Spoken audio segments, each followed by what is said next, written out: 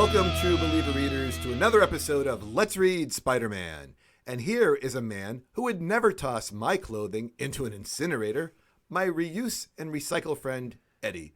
How are you today, Eddie? I'm doing great. I wouldn't describe you as a particularly stylish dresser, James B., but I do know you value a good pressed shirt, don't you? I don't know if I'm going to go through the trouble of pressing the shirt. Seems like a lot of work. I just don't want you to throw my stuff away. I mean, can you just recycle it or just use it again? I mean, you wouldn't throw it into an incinerator, my clothes, right? They're not that bad. Never. No, that sounds bad for everything. Well, one thing that was bad was the way that we did our last episode. Not bad, but I'm just happy that we're going to get back to doing our traditional semi-scripted podcast, because that last episode, it scared me. I am definitely a bit of an overplanner. I got to say I sweat on a couple parts of it, but, you know, it was a nice change up from our usual. But thankfully, we're back here to our typical format, everybody. Yeah, we're going to do the 2 issues again. And there's something today that's going to make it even a little bit better. That's right, James B. Today we have a first-time guest. Introducing Charlie Staton. We are elated to have you join us, Charlie. How's it going? Hi, guys. I'm doing great. So happy this is finally happening. When I was growing up, I was pretty nerdy, but just never was in with the comic book crowd. And so I finally found my way to it. So I'm thrilled to be here. There you go. Wait Charlie, a second. Hold on. I got to interrupt. You were nerdy, but you couldn't get in with the comic book crowd? Okay, so, all right. So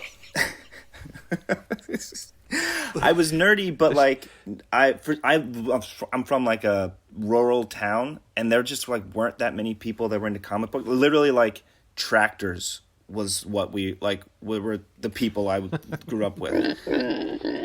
Charlie, why don't you tell us about yourself and what you hope to bring to this podcast? Sure, yeah. So, humor writer, been writing for websites like McSweeney's, Slackjaw for the last 5 or 6 years, and as I mentioned, I'm new to the comic book world, so I think I bring an outsider's perspective. So I'm excited to bring that. Well, I got to tell you, I'm so excited that I have a humor writer on the show. Unfortunately, this first book, not super funny, but we'll make the most of it. Eddie, why don't you talk about the not so funny, kind of serious first issue we're going to discuss today? All right, it's a little heavy, but The Amazing Spider-Man 92, The Iceman Attacks. Spider-Man finds Gwen and Sam Bullet in Peter's apartment and takes off with a reluctant Gwen in his arms. He swings with Gwen to help hide his identity, but doesn't count on Iceman coming after him. They do battle on a rooftop with Gwen nearby. Sam Bullet is thrilled with Spidey's escapades because he is now sure to win his district attorney election. Back at the Bugle, we see J. Jonah Jameson standing up to Sam Bullet's threats against Peter. Bullet makes a trip to the Bugle and says the following line: "Anyone ever tell you you know too much, black man?" Charlie, what do you think about the social climate and politics in this issue? You know, they really stood out. One thing about writing satire is, you know, the trick is to write about what pisses you off, or try to find a premise with what pisses you off. And I can see Stan Lee doing that here. I think he's an underrated humor person, but he's getting at some really serious issues. I mean, we see the law and order phrase repeated in today's politics, of course, and he's drawing basically Bullet as Nixon here. I mean, the resemblance is uncanny, and he's bringing this. He's sort of making the dog whistle explicit here, and he shows us behind the scenes. He shows us that Bullet, when he's not in front of the cameras, is calling this character Sambo, and he tries to murder him. So it's a very pointed and forceful commentary that I appreciated. Well, Bullet, the bigot, storms out after learning that Joe Robbie is going to expose him as a criminal and racist. Not long after, 2 thugs escort Robbie out of the building. Peter changes and follows as Spidey, but gets caught by the Iceman. Spidey quickly and unexpectedly subdues Iceman and continues to follow the car containing Joe Robbie. The thugs take Joe to an abandoned warehouse where they tie him up and threaten his life. Just as it looks bad for Joe, Iceman and Spidey attack the thugs. Spidey knocks them out by bowling one bad guy on a sheet of ice into the rest. Could be the best creativity in a battle in a while, gentlemen. Together, Spidey and Iceman drag the thugs to a dinner where Bullet is speaking and expose him as a wannabe gangster. The police escort him away. Yeah, that was issue 92. I gotta say, on page 6, the cops are working with Bullet to arrest Spider-Man, and then on the final page, it's completely flipped. Let me read the 2 panels to show you how quickly they end this issue. It says, "It's all over, Bullet. Your gunnies spilled everything to the police." A nice man adds, "And so did Joe Robertson." And Bullet says, No, he's dead. Robertson is dead. He has to be. My boys never fail me." Did anyone else feel like this was sort of like slamming on the brakes? It was just like a shocking turn of events that, like, one page earlier, the cops are after Spider-Man, and then the book just ended really dramatically. Or did you guys think this was okay the way they did it? As much as I appreciated the sensitivity to the social issues, it's very weird that Bullet would, an experienced politician would just like say, "My boys always never fail to murder for me." Like, no, experienced politician would never say that. Do you think it? You think they heard him since he was at a podium talking into a microphone? Yeah, I think so. Unbelievable. Yeah, unbelievable ending there. Anything else about this issue that you guys want to talk about? I have a quick, kind of a quick one, James B. At the beginning, Spider-Man grabs Gwen and swings off with her, and I'm a little confused here as to why this is going to help protect Peter Parker and Peter Parker's identity. Yes, your question is, all his thought bubbles are, this is going to get Peter Parker off the hook, and you're thinking, yes, how? Right. Very confused here. Well, the good news is I brought Charlie along to answer this question. So, Charlie, why don't you let us know how this is going to help? Yeah, I think Spider-Man really just wants to be close to Gwen, and he might be grasping at straws. I mean, it's definitely not neat and clean, and it's definitely, like, I 100% agree with you, but if I had to come up with an explanation, it would be maybe pointing at some kind of frantic energy in Spider-Man that we see come out in episode 93. Yeah, this issue had some promise. I don't know if it cleared Peter Parker, from the mess, but there was something going on. But this one I didn't enjoy as much as 93. And if you don't mind, I'll tell you a little bit about what happens in The Amazing Spider-Man issue 93, The Lady and the Prowler. Let's hear it, James B. All right. Our tale begins with a recap, reminding the readers that Spider-Man is still being sought after in the death of Captain Stacy. The police are apparently ignoring his work with them in the prior issue. So, Gwendy is rightly feeling neglected by Peter when her uncle in London offers her a chance to live with them. Her conversation with Peter goes as expected, where he declares his love for her and then backs off when she brings up her hatred for Spider-Man. I was thinking how the Amazing Spider-Man movie with Andrew Garfield, how they handled the death of Captain Stacy, it was very different.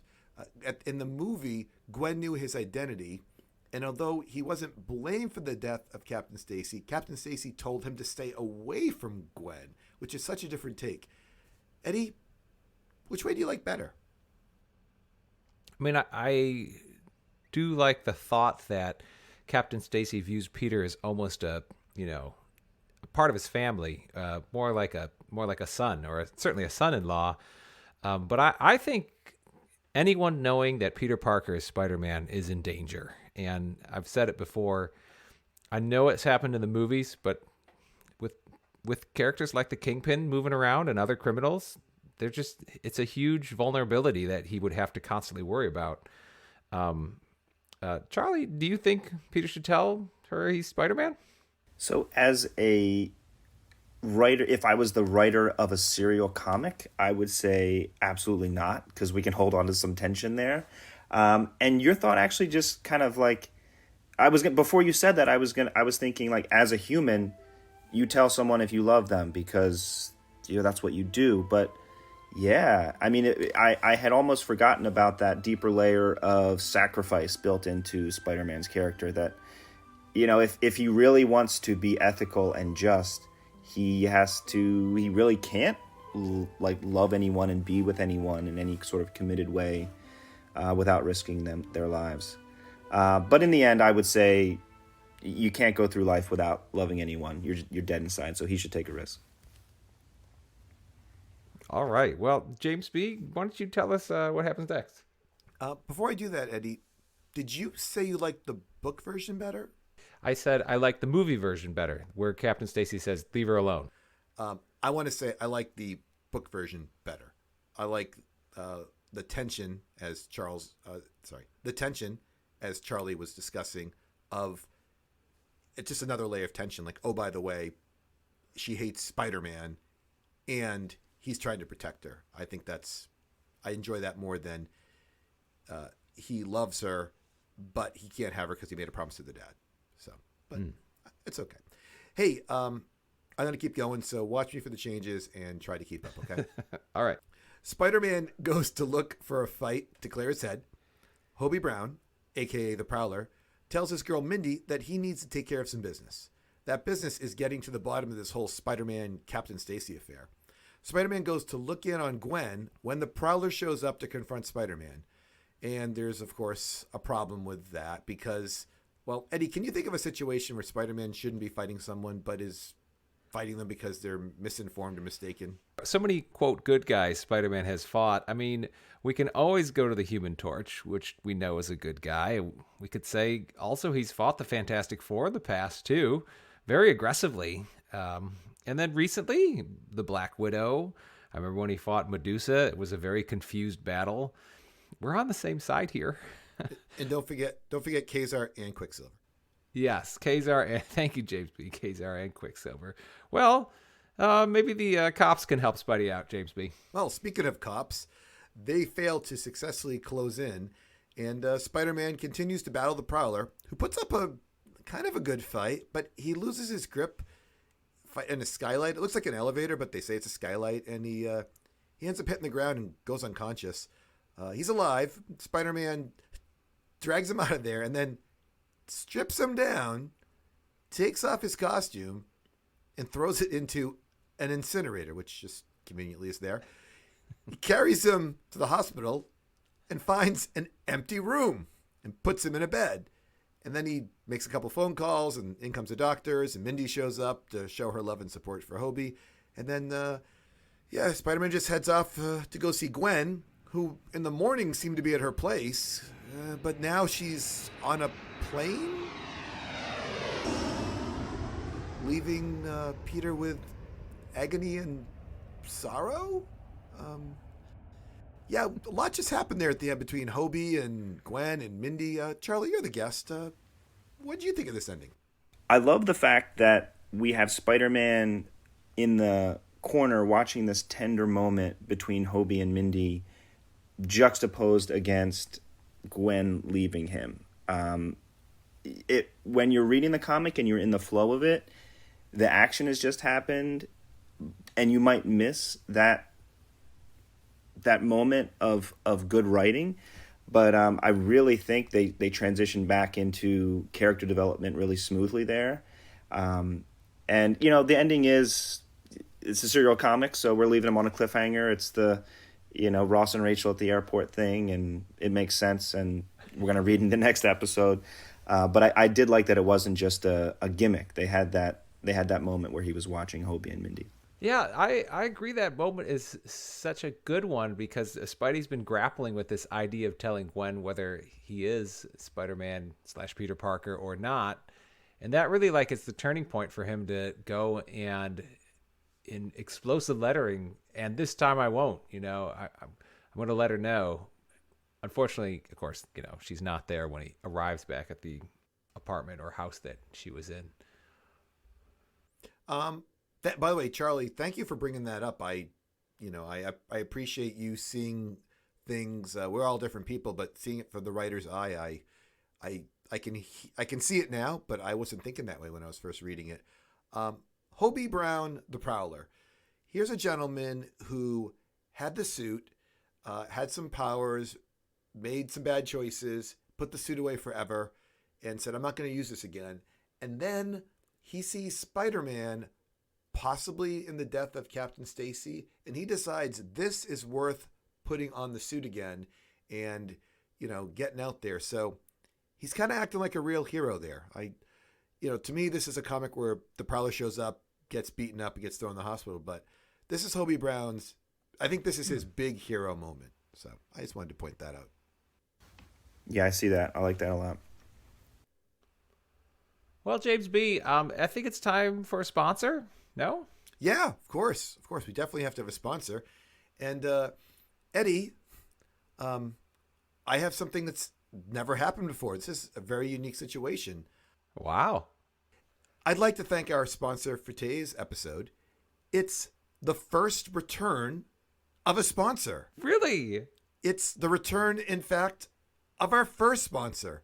We are grateful to once again have back the first sponsor ever in the history of our podcast. It's the Old Acme Warehouse. The Old Acme Warehouse is located at the other end of town. It is first and foremost a place to hang out. They serve crackers and milk. It is a creative and professional space for professionals. You don't have to know a cha-cha from a waltz to know how great a place this is. And more importantly, it's a place for freelancers to work, writers to write, burglars to hide out, hitmen to bring their victims and threaten to give them a long rest before they can blow the whistle on the boss. So don't hide, don't wait, don't be a poor man's Edgar G. Robinson. Please visit the Old Acme Warehouse located at the other end of town. Check out their website at www.oldacmewarehouse.com. So I was really excited when one of our former sponsors reached out. Eddie, it has never happened. We've never had a repeat sponsor. Here we are, episode 60. Finally, someone decided to come back to us. I can't say I'm very supportive of the sponsors often, but this one in particular, how many dangerous criminal activities have occurred at the Acme Warehouse through our reading of Spider-Man? I really think we need a little more screening on these sponsors, James B. I mean, Eddie, WeWork closed down. Where are you going to go? Like, it's Acme or nothing, and there's so much action there. Come on, Eddie. Come on, let's go. Yeah, I mean, writers can go there to write. I mean, don't you like writing, Eddie? You like writing the summaries. I do like writing the summaries, but not with Blackie Drago next to me or some. Well, you're gonna don't some judge. Thug sent by the future district attorney. You don't just say like, "Oh, I'm not going to go to this entire city just because a few people in the city might be doing bad things." So the old Acme Warehouse, sure, burglars hide out there after they murder, old men, or hitmen bring their victims there. By the way, nothing actually happened to Joe Robbie there, just for the record. He didn't, he got out. So I think you need to factor in all these things before you insult our sponsors. We just got this guy back too. See how hard it was to get a sponsor to come back to us, Eddie? I can only imagine how difficult it was. Next time you go there and you ask for crackers and milk and you wonder why your crackers are stale. Remember this moment. So, all right, James. We just did 2 books. No one really brags about the 90s, and I'm talking about the issue numbers, not the years of the Spider-Man run. But I thought there was some good stuff in here. Is there anything in particular that we didn't cover, whether it's a single page or a quote, or it's something else that you just want to talk about? I want to talk about the Prowler's claws. He loves these claws so much. So much airtime gets given to his claws. And they're like the reason he doesn't die. And Spider-Man's like, Prowler, as you're falling down the shaft, use your claws. Like the Prowler would forget after he had literally put his own clawed hands underneath Spider-Man's costume and said, I'll put my claws underneath Spider-Man's claws. As if he would forget to use his claws. Should I say the word claws a couple more times? What do you guys think? So I know how you really feel. What do you think was more ridiculous? Spider-Man having to tell Hobie to use his claws, or Bullet announcing that he was trying to murder Joe Robbie into the microphone in front of the police and everybody else. You got one pick, only one. I mean, but we got to go with degree of difficulty here, and we have characters falling, and I mean, I got to give it to the claws. Okay, Eddie, do you realize that the claws have come up twice in our two podcasts with the Prowler? Do you recall them coming up both? They came up both times. Do you remember one of them? I'll tell you the other one. I remember them both. I think we had discussed the Prowler kind of crawls up a wall after he impersonates Peter Parker, and we talk about the claws. Yes. Got to have his claws on. Yes. And your daughter had a huge mention about the claws too, right? When she was on. Yes, because she said that Hobie Brown announces Charlie when he creates this costume back in issue 78 that he's creating a costume with all these tools that are going to make the window washing business better.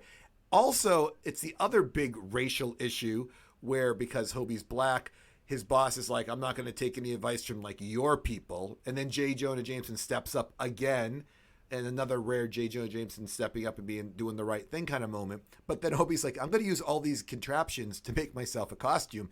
And my daughter said, why does he have these claws? Like, what purpose did they serve in the window washing business? So the claws have been brought up a few times. No one had a problem that he goes back to Gwen's house and there's a different person living there? I thought about that. Is this a maid? Is it just a maid or something? But she's got her hair curlers in. So I was like, wait. She was always like, I'm leaving, move in today. How old's Gwen Stacy? Oh, yeah, this is another one. What? I think she's 22. You're like, well, no? Your dad died. Guess we got to take care of you now. Move to London, please. You've only been living in New York City your whole life, and unbelievable. Anything else about this issue that you guys want to talk about?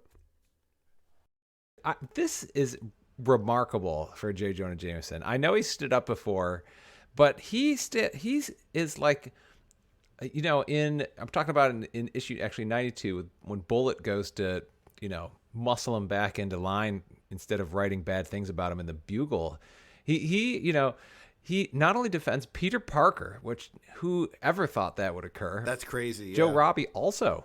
It's just incredible. Yeah, we ranked him very high on our villain list when we did our rankings before. We have to rethink that. But we can't do all that now because we need to start wrapping this podcast up, guys. We got to keep it under a friendly 30-minute timeline here. So why don't we give Charlie one more chance to talk about something that maybe he's involved in that maybe our listeners of Let's Read Spider-Man might want to check out. Yeah, absolutely. So I think the times we're in right now call for satire and humor maybe more than any time we've ever been in history. There's so many abuses of power. The inequality is so great that I think we need to both laugh and be shocked out of our complacency. But also, we need to just have a laugh because it's hard out there. So check out McSweeney's, check out Slackjaw, check out Reductress. If you want to read something about the Volvo commercials that were happening in 2018, if they really pissed you off, you can read my McSweeney's piece from back then. We'll have a link to it in the show notes, or I'm not sure what they'll be called. My Twitter, if you're curious, is @HuskyLees. I wore husky jeans when I was a kid, and I feel like memorializing that. So HUSKYLEES. People who wear husky jeans are welcome in the comic book nerddom. So we got you. Thanks, team. Eddie, what's our Twitter feed and what's our email? You can find us at letsreadspiderman@gmail.com, or you can find us on Twitter at letsreadspidey, or you can message us on Twitter too. Charlie, why don't you do the close for us today? And remember, listeners, if you love someone, let them know. Goodbye. Goodbye. Goodbye.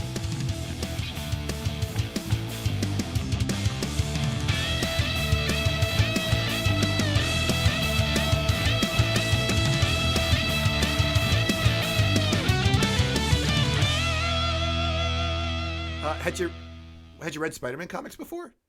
No X-Men, no Spider-Man, no nothing. Like I said, I didn't have that person growing up.